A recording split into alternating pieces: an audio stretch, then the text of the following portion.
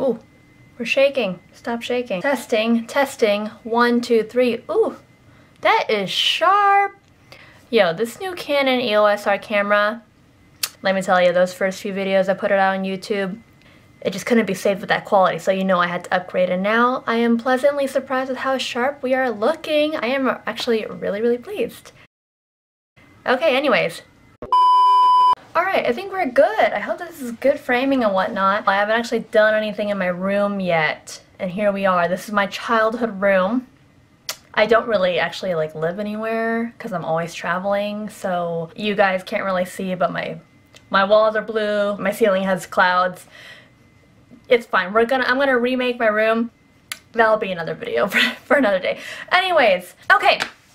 What's going on, you guys? Tish here. Welcome back to my channel. I am pretty stoked for today because I will be announcing at the very end of this video who will be taking home my giveaway of the new Cobra SPEEDZONE driver, and you will not be disappointed for whoever wins this. And again, you have to be subscribed, like my videos, and he had to comment on my last video as well. I believe that's what I said. So I posted on my Instagram an Ask Me Anything poll, and I wanted to do my 1,000 subscriber giveaway by doing a Q&A. Hopefully this doesn't take too long. There were a lot of questions that were repeated, so I wanted to get the ones that were asked more often, and yeah, let me open it. I screenshotted all of them. Wow, there's so many.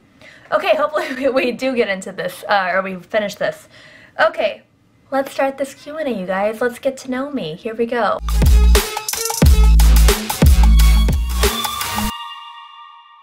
So this first one is from @Jefferino1. He asked me, are your teeth veneers and how do you keep them so white?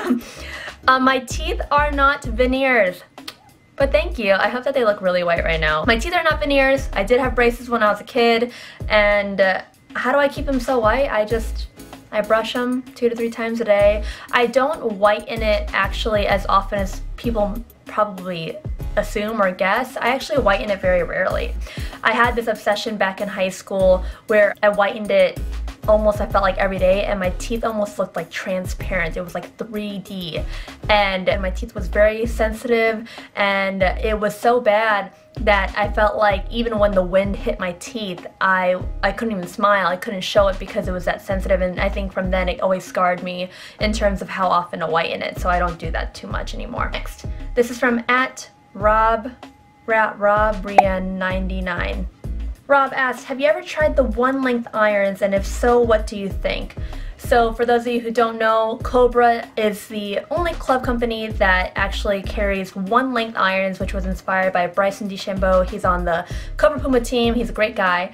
And the one-length irons I actually played with during my last year as a professional, or around the last period of being a professional, and I think that they are great irons in terms of building a consistent swing, because you do just have the same setup, same swing every single time. However, for me, especially being a female with less natural swing speed, club head speed, it was harder for me to get my 6, 5, and 4 iron up in the air, because you know, when you have a 6, 5, and 4 iron, the clubs are shorter because it's one length. Every club is the same length.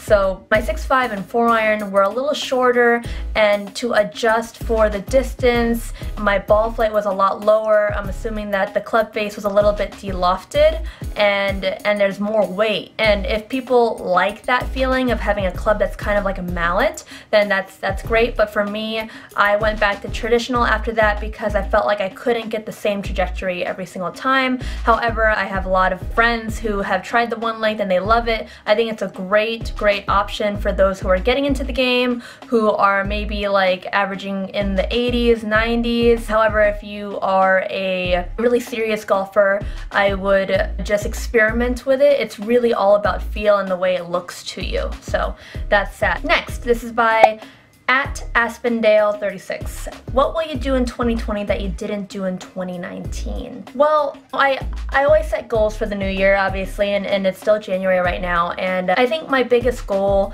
this year, a few of my goals I've set is, one, to listen to myself more in terms of my body and just awareness and taking care of myself, treating myself, because I'm so good at giving to others. That's kind of funny to say, but yeah, I feel like I'm so good at giving back to others that I forget to give back to myself. So that's one goal that I want to do differently. In terms of my career, I hope to be more established and speak for a specific network or golf channel of some sort, not literally the golf channel unless they want me, holla, but I would like to have a stable where I can speak about golf, and I always have a great time, you know, creating content and tricks and all this fun stuff for you guys, but I love talking about golf as well, and I have a lot of background in golf, and so I want to share everything I've learned there as well, whether it's like the PGA Tour, USGA, Golf Channel, wherever. I hope to have a stable this year. That's what I hope to do differently. And I started a YouTube this year, as you know, and that's something that I really want to focus on. You know, I've had a lot of people request for longer form videos, and so I want to cater to that and bring different kind of content to you guys. And then I have like personal goals, you know, like income goals and stuff like that, but I won't bore you with that, so that's that. This is by @SBEGood737. Have you ever had to flip your club around and hit left-handed from behind a tree? Yes. Yes, I have. And actually, if you've seen my latest course vlog, it's actually my first course vlog with Patrick Koenig, where we go up against each other in heels. I actually pull that shot, and I do not pull it off. So yes, that has happened. Yes, I've done it in competition. I've done it in many actually situations. Some successful, some not. I probably should actually practice that more often because it's probably a more realistic party trick, I'd say. What is your favorite Filipino go-to food? Favorite Filipino go-to food? There's a ton, but I don't eat too much meat anymore, but if I do, lumpia, it's just my favorite, but it's gotta be homemade. Homemade lumpia is the bomb with the sauce, and also crispy pata. If you guys don't know what crispy pata is, it's like I think it's pork, and it's basically just like a chunk of pork with like the bone in it, and it's like just super like caveman style, and it's like crispy on the outside. You eat it with like vinegar with soy sauce.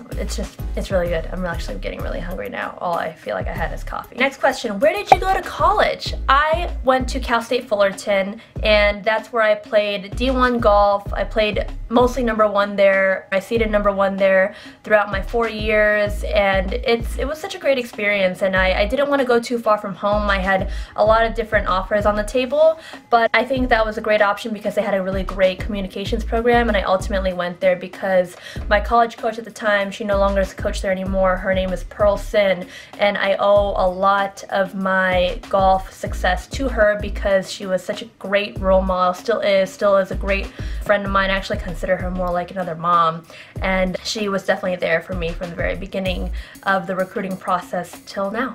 So yeah. Next question, what is your handicap? So I haven't actually updated my handicap in a while, but my current handicap, if you were to look it up, is a plus 1.8. Now, when I go to these, you know, celebrity events and these pro-ams and stuff like that, do I say that? No. So I just say that I'm maybe like a 3 or 4 now, which is probably accurate because I just don't train like I used to when I was playing professionally, or I mean I still am professional, but when I was really playing, I was a plus 1.8. So yeah.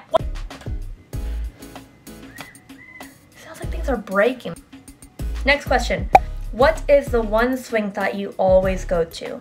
So whenever I'm playing, my one swing thought that I always think of is staying connected and maintaining that connection throughout the entire swing. And when I say that, it's like, if you guys know what the towel drill is, it's when you practice and you put a towel under your arms and you start hitting shots. That's what I mean by connection. I love to feel that connection, and so that is the only swing thought on my mind, especially if I haven't played in a while. That's my go-to. Next question, lowest score ever. My lowest score ever is a 65, but I was playing by myself, so people are probably gonna not count that, whatever. But my lowest score in competition, I think, was a 67. We gonna throw a mic on, I'm sorry. Anyways, the lowest score I've shot in competition is a 67, and I think I made 7 birdies, a couple bogeys, but yeah. Okay, let's throw a mic on, here we go. Continuing on with the questions. Would you ever, what the heck? Would you ever pose for Maxim? This is by @OrangeOfCode. If Maxim would like to have me, fantastic. But I don't really think that I fit their requirements. But yeah, I'm pretty down for anything. I think that being on the cover of Maxim or being in that kind of magazine is quite empowering, honestly. Like, how great is it to know that like you can be fully empowering by your personality, your words, and also physically. I think that's great. So, next question. What has been your biggest challenge with your golf game? Long game, mid game, or short game? Short game, 100%. Short game, I think, is the biggest reason why I never made it to the big leagues, because my chipping, let me tell you, I had the worst yips of all time. It was like, if I had a tight lie especially, and I had no green to work with, or even just a normal shot, just tight lie, I would panic, full-blown panic, chunk or skull sometimes, and it was like my caddy almost knew that if I was chipping, it was a guaranteed bogey, and if I parred it, it was because I chipped it to like 10 feet, and then I made the putt. So, short game, 100%. Alrighty, next. Oh wow. Well, this is by @ThizN707. ThizN707. Okay, I got this question a lot, so I figured I'd answer it. I got the question, are you single? I'm sorry if this is bad news to some of you, but I am not single. I am taken. I've been taken for nearly a year now, happily. And that's that. Yeah, I'm taken. Sorry, guys. Or girls, whichever. Next. What is your go-to cheat meal? I feel like I cheat a lot more often than not. I just try to train extra hard to make up for it. But I think pizza's a great cheat meal. Filipino food is always a cheat meal. Probably that. Yeah, definitely that. Okay, next. What preparations did you take to start your own channel and essentially build your business? I mean, I can't really say that I've had any preparation for the opportunity that I have now to have these platforms and have a following, etc.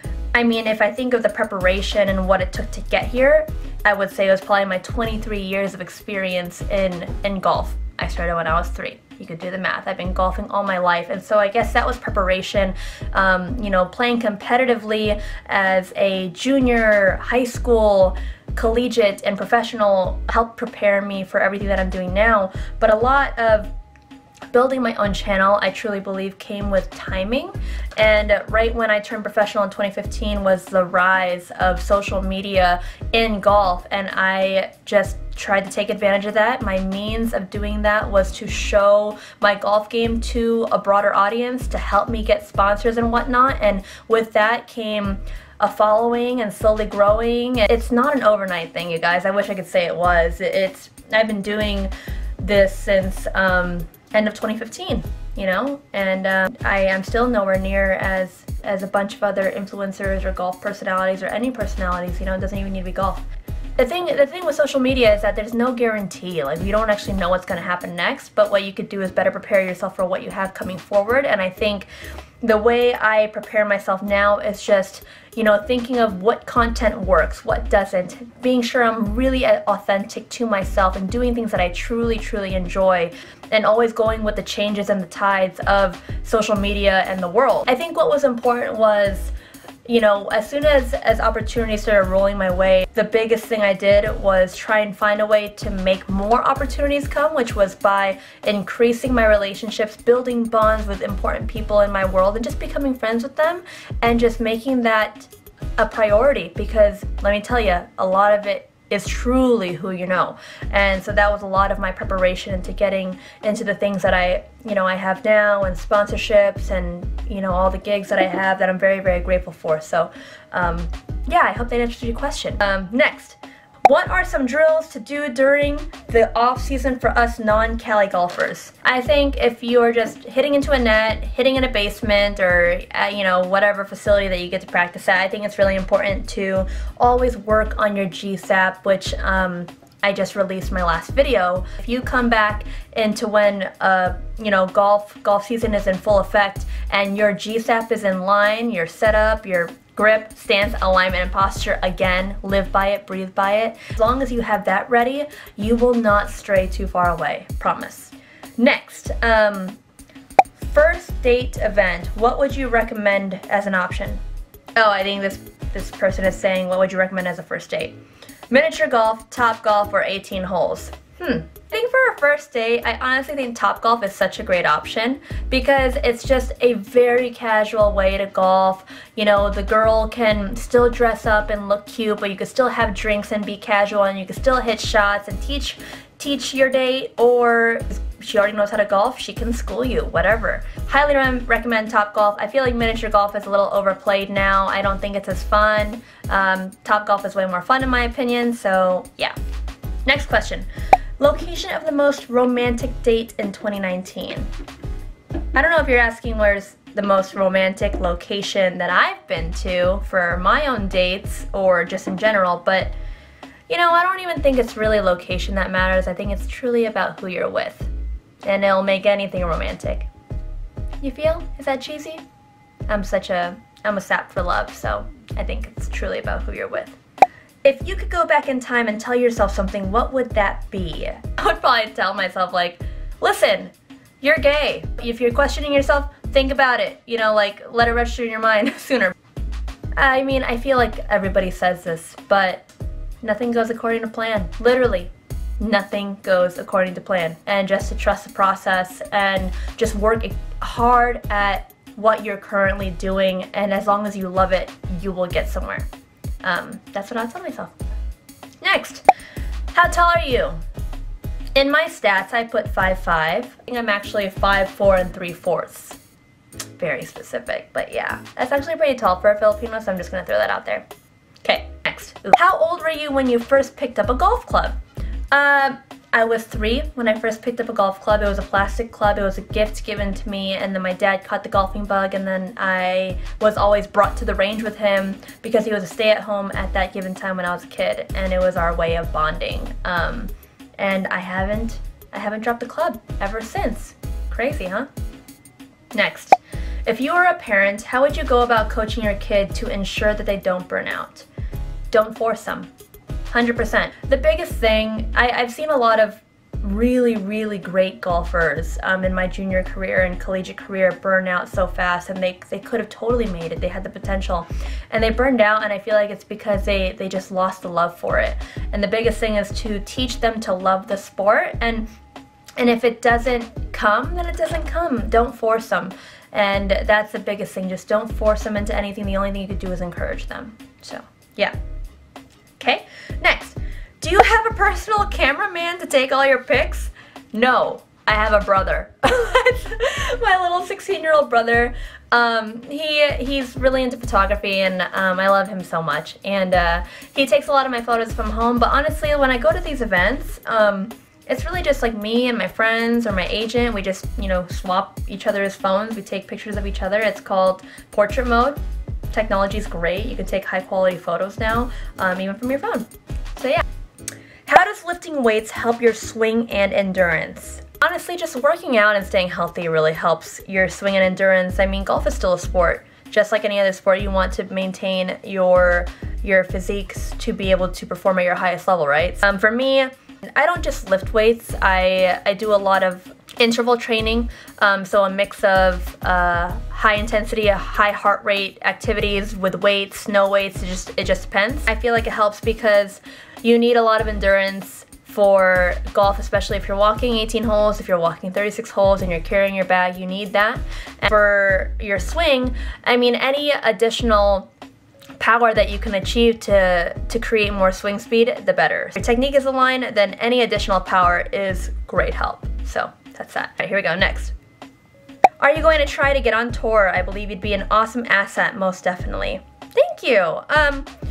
You know, as of right now, I don't have any more aspirations to jump on tour or fight for it again. I got to the Symetra tour back in 2017 and 2018, and that's just not where my passion lies. Like, I want to give more back to the game than just playing. And playing, it's you really sacrifice a lot. I mean, any professional athlete in what they do, you sacrifice so much. And for me, I feel like my head was always all over the place, wanting to do so many different things that I wasn't able to give all that. And not to say I won't ever compete again. If I do though, it would definitely be for fun and not for like the skins of like getting money, because it's such a hard way to live. Next, what could get you instant happiness? Instant happiness? Honestly, just spending time with my loved ones. I'm always traveling and I'm very grateful for my travel and being able to do what I do with the people that I love and like my friends and whatnot, but I think what gives me instant happiness is just getting to spend quality time with my family, with my girlfriend, and sleep. Sleep gives me happiness, so yeah. Who do you get your dance moves from? Honestly, I'm not sure. I can't really say it's directly my mom or my dad, but my mom always told me that on her side of the family that they were into dancing. If you're Filipino, you just love to dance no matter what. But who I actually got dance moves from, I am not sure. My mom likes to say it's her, so for the sake of her, I will say that my mom gave me the dance moves, so yeah. Next, how is a new Cobra driver? This is by @RickyFriend. The new Cobra driver, it's honestly my favorite so far. I'm really big on sound and I love the ting sound when you hit the center especially, and the infinity face, the whole wraparound makes it a lot more aerodynamic, and I love the way it feels. I love the sound of it. I truly believe, like, you know, hashtag not ad, I truly believe that it's the best Cobra driver so far. And that's what I'll be giving away at the very end of this video, so stay tuned. Question is, what's your worst or funniest experience when fans recognize you? Oh my gosh, I remember one now. Goodness. My aunt, my mom's sister, she lives with us. She's like another mother to me, and I happened to be home in between trips, and she had to go to a doctor's appointment. Basically, she needed someone to drive her home.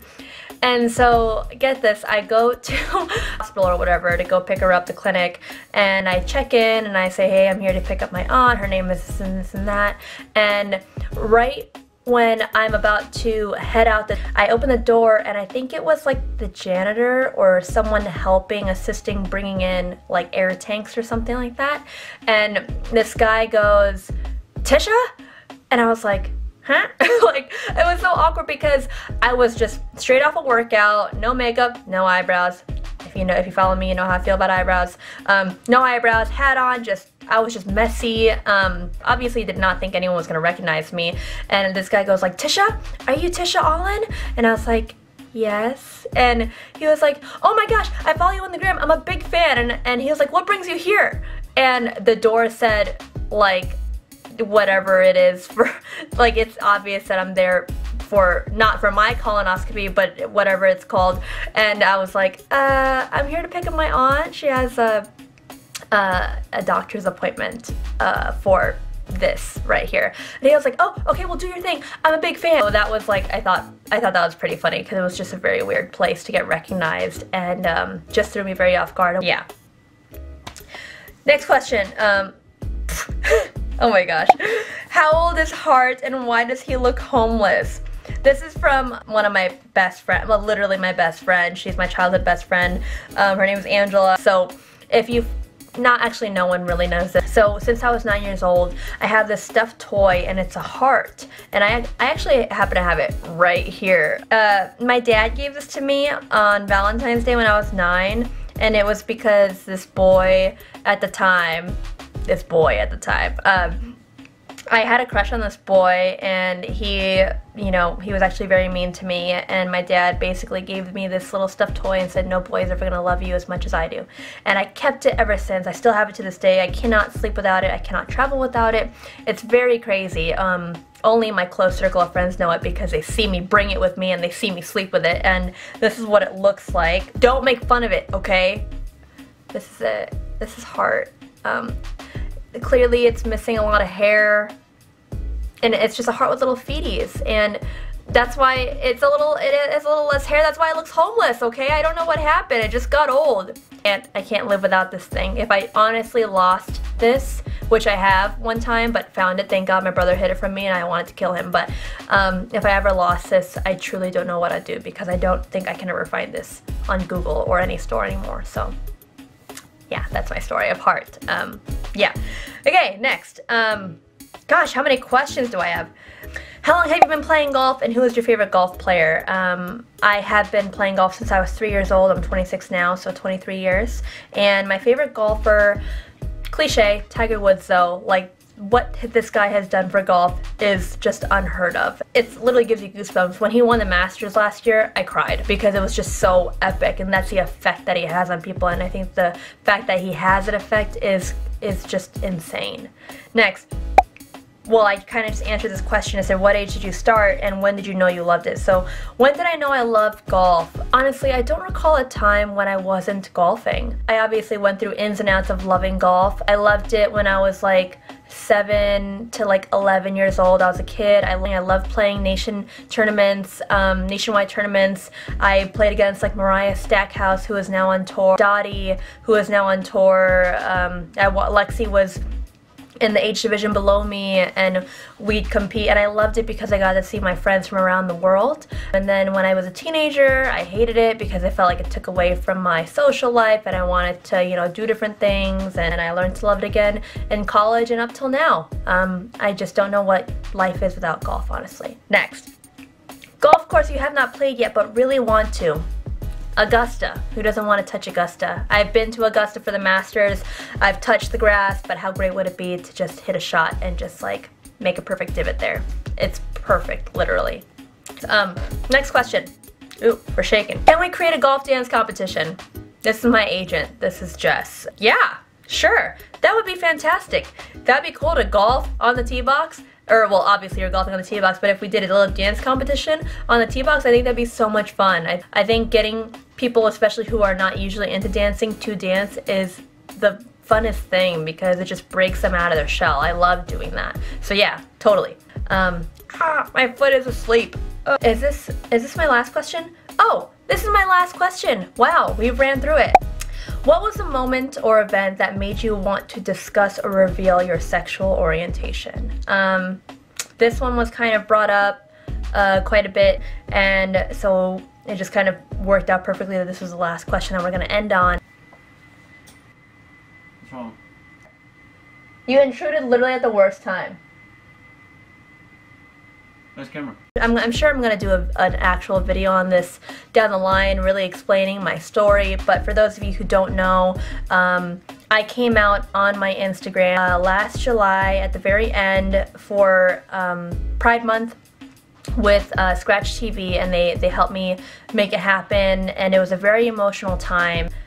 To answer the question, there wasn't an exact event or moment, but I knew that when I fully figured myself out, or I knew I was gay, I always wondered if I was going to be able to do it, and I really thought about it. And when I was wondering and questioning myself, I just searched it, I researched it. I literally Googled other people who could be feeling this way, other people who could be questioning themselves. I would go on YouTube, I would go on all these things, and it was other people's honest stories, just sharing their story. It was their vulnerability that really gave me the courage and confidence to want to do the same, to keep on pushing and helping the cause. It was the end of 2018. I knew I wanted to do it because I finally had gone through telling all of the most important people in my life and getting my family to a point of accepting it, and I didn't want to come out with there being any negative energy around it, and so like I said, I'm gonna do a whole other video on it, I'm sure, at some point when the time is right. But yeah, I guess that was what I knew, and then after that, that's when I felt like, should I actually explain this? Should I tell the story? And then I did, and it was honestly, it'll probably always be one of the most fulfilling moments of my life. And it's like, it shouldn't be a big deal, but if you know Filipino culture, if any of you are super religious or whatever it is, whatever your belief is, it's hard when you come from that kind of background, and it's still hard in many cultures, and for my culture it was very hard. But that was all the Q&As. This honestly took, I think, a very long time, so if you've made it to the very end of this video, thank you. thank you for watching. It means a lot to know that you guys really, you know, you follow me enough to really want to get to know me, and so that means a lot. And without further ado,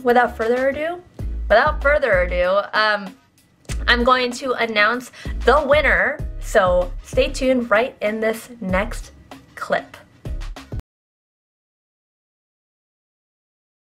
Alright you guys, that's it. Thank you so much for watching my Q&A. I know that was quite lengthy, but thanks again for making it all the way to the end. That is it for this video. Thank you guys so much for watching. Be sure to like, subscribe, and hit the notifications button so you don't miss a beat. Stay tuned for my next video to come. Bye guys, thanks for watching.